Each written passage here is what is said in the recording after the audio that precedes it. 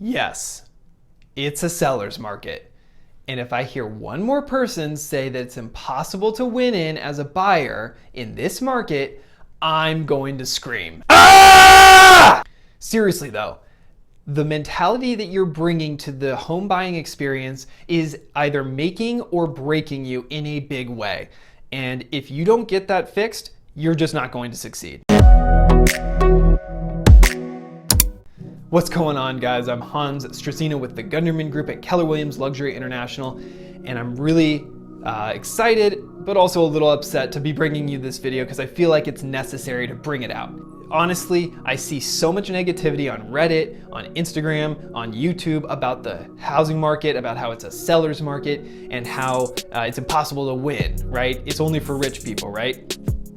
What I can tell you is that mindset is absolutely destroying you. And if you hold it, you might as well not try because you're probably not going to win.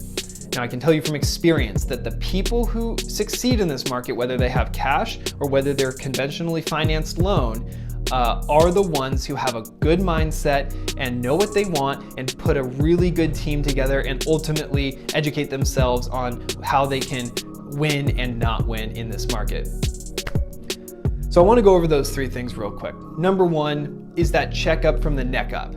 Seriously, stop watching all those YouTube videos about how it's impossible to compete. Stop reading those Reddit threads about how everybody is offering $70,000 over the comps and it's totally insane, right? I talked to my fellow real estate agents about this and I disagree with them wholeheartedly because there's always opportunity. There's always a way to succeed. It's just a matter of you identifying where those are. Now, admittedly, there are certain houses that are just amazing and are going to attract a ton of buyer interest, and someone might end up overpaying for those. That is reality of this market. There's low supply, high demand, and debt is cheap. Okay, so now that we've established that, let's talk about you and what matters to you. Number one, start to identify what you really want. And I'm not talking about a neighborhood in a 3-bed, 2-bath, 1,500 square foot bungalow. I'm talking about why you want it. You gotta feel it in here. You gotta think, how do I wanna feel in this house? How do I wanna live in it? What kind of lifestyle am I trying to have here? And if you really get clear on that, in fact, get clear on it right now, pause this video and write down 3 lifestyle things that you want in the home that you're searching for. Is it a work from home experience that you can kind of close your door on your office and you're in your lifestyle? Do you need to have multiple bedrooms so that you can have your kids in there or your family whenever COVID's over? Or do you just want to have a large yard for your pets, right? Think about those experiences you want to have and how you want them to make you feel, more importantly, and come back after you've done that. All right, you're back.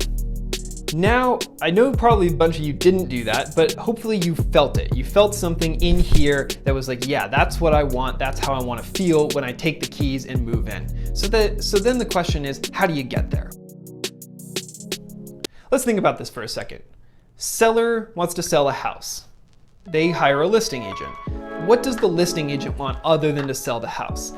They want the seller to be super happy so that seller will refer them to all of their friends, give them a 5-star review online and tell them how great everything was so that they can get more referral business and look like a rock star, right?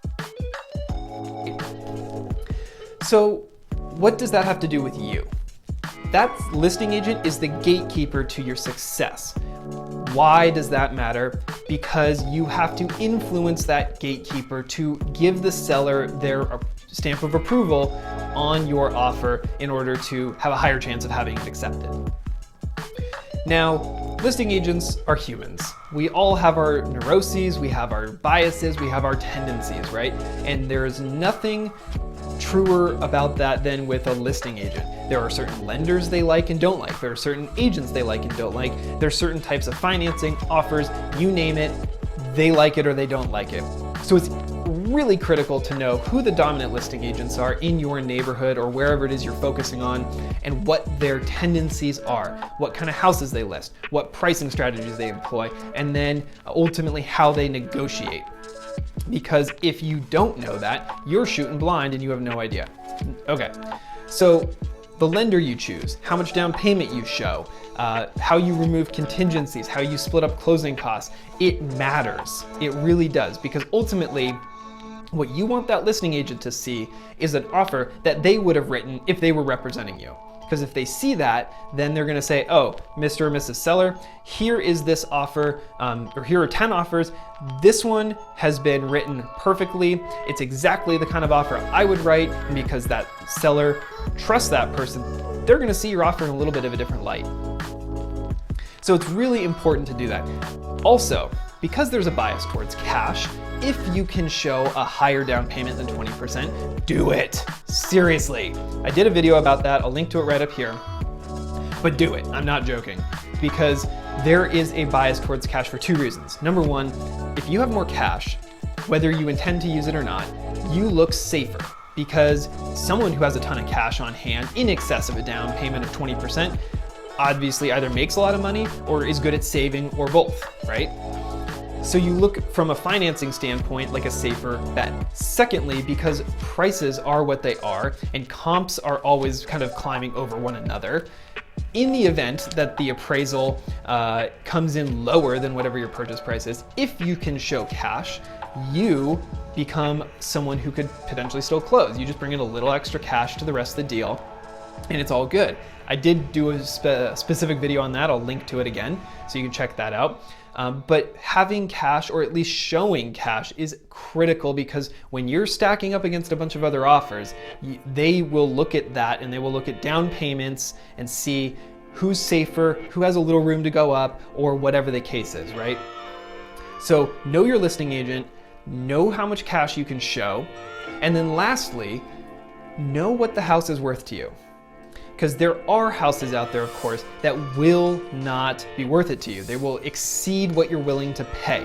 But it's really important to go back to that first step, talk about how it's gonna make you feel, and know what that translates into dollars, into a monthly payment, and then ultimately what it's gonna be like to live there knowing you paid X amount for the house. So, again, don't think that you can't succeed in this market. It's simply a matter of strategy and mindset. It's critical to your success, and if you don't do it, you may as well give up right now.